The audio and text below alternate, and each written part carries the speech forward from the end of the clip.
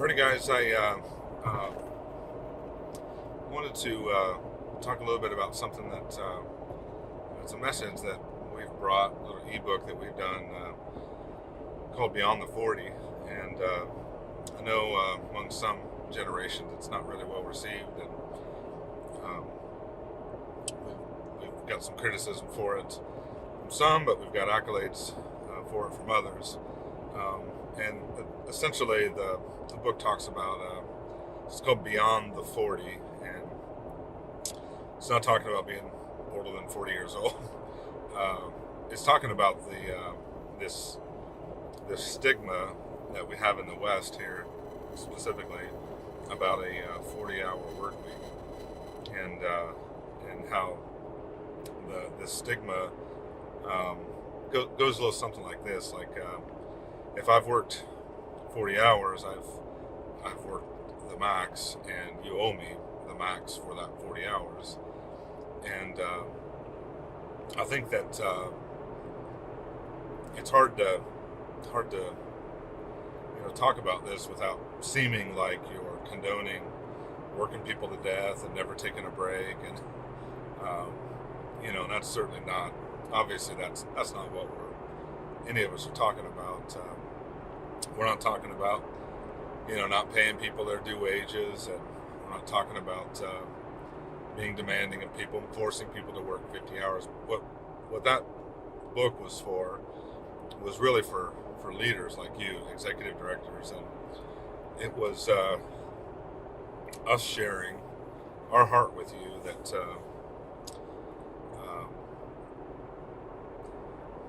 so here's how it goes. So my belief was that my 40-hour work week that I do at the Dream Center, I do about a 90, sometimes 80, 90-hour work week. That's about right where I'm at. Some weeks, a lot of preparation, a lot of heavy grants, I'll maybe push 100 hours. But that's my normal. I've done that for 20 years. I've done 80, 90 hours of work a week. Now, beyond that, I am a loving father. I build go-karts with my kid, and we race cars, and we go hiking. I've got a Jeep, so obviously it's muddy all the time. I do a lot of stuff with my Jeep, with my wife, with my family. So it's not to where I've not allowed that 80-hour work week to encroach into my family life. So it's not like I am not there to take kids to school. I am. Birthday parties, sports team, anything like that, I'm there for my kids and for my wife. But it was a recognition on my part, and I think especially coming off the mission field, that in the West we waste a lot of time. Like, we waste a lot of time, and we sort of covered it over with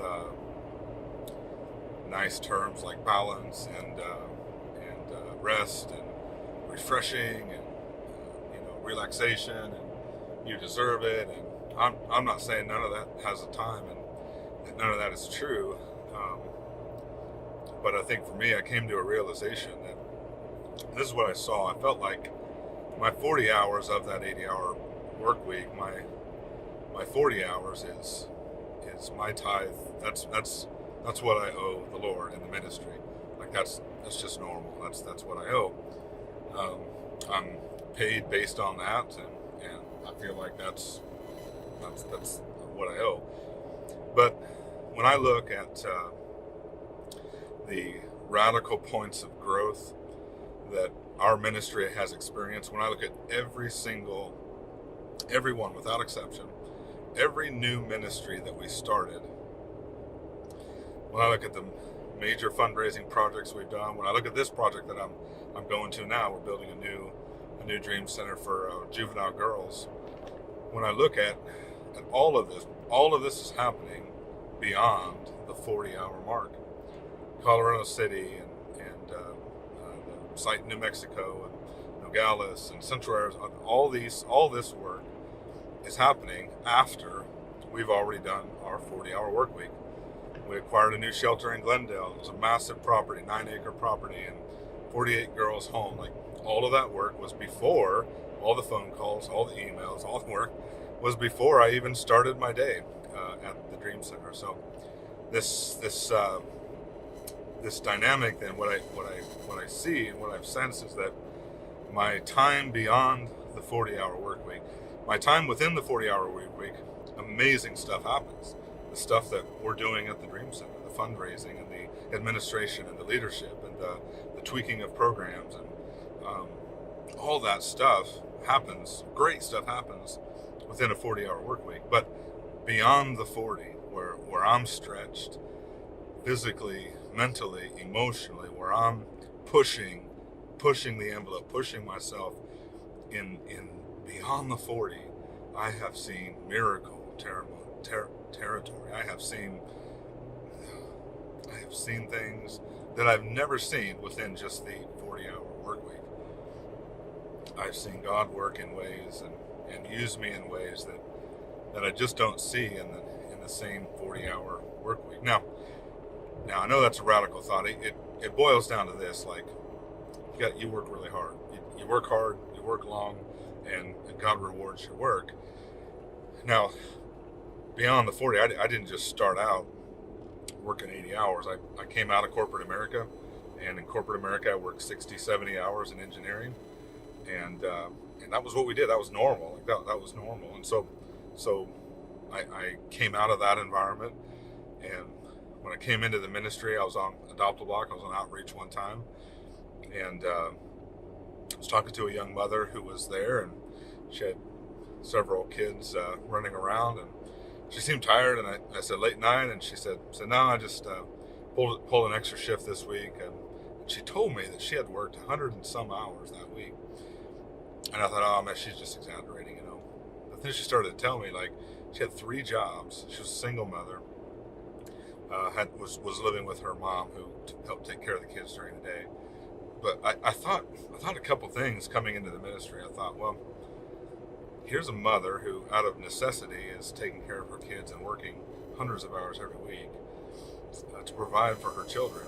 And then here I was coming out of corporate America, working 60, 70 hours a week because I loved it, but also because of just, the pay was good and everything. I thought, how much less am I to think that this work at the Dream Center is ever going to be just all about, I'm going to hit my 40 hours and then I'm done. And I merged all that with just life and experience on the mission field. And if you've ever been truly on the mission field, like, you don't have hours. Like, it's all in. Like, there's no stopping the flow of people and the flow of, like, need and the work. Like, okay, maybe I'll get a few hours sleep tonight, and then I'm going to get back up. We're going to go back out and feed people and help stop the, whatever. And so beyond the 40 has become a life principle for me. Now, I'll caveat that heavily, and I think this is the part that people don't hear, is that, yes, if you don't take care of yourself, you can't do beyond the 40, right? If you have a family and your family is suffering and missing and needing you, like, you're not doing your ministry to your family, to your wife and to your kids. Absolutely. And if you're, upset because they're taking your time and you're on the computer, and you're not being with your family. And so I think this all-in mentality beyond the 40, it is a mentality of being all in, and it's a mentality that you have in family ministry as well, your own family's ministry as well. And so, yes, take care of yourself. Yes, rest and have fun. But let me just try this a couple times. So I'll get up 5, 6 o'clock and do a little work. Kids and family will get up about 7, 8 o'clock, and you'll have some time with them.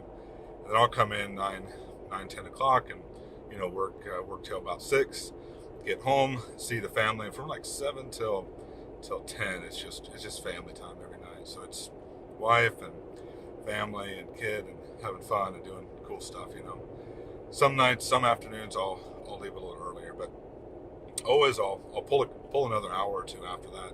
And I think the tendency for many of us is we'll fall into the zone where we'll just flip on the TV,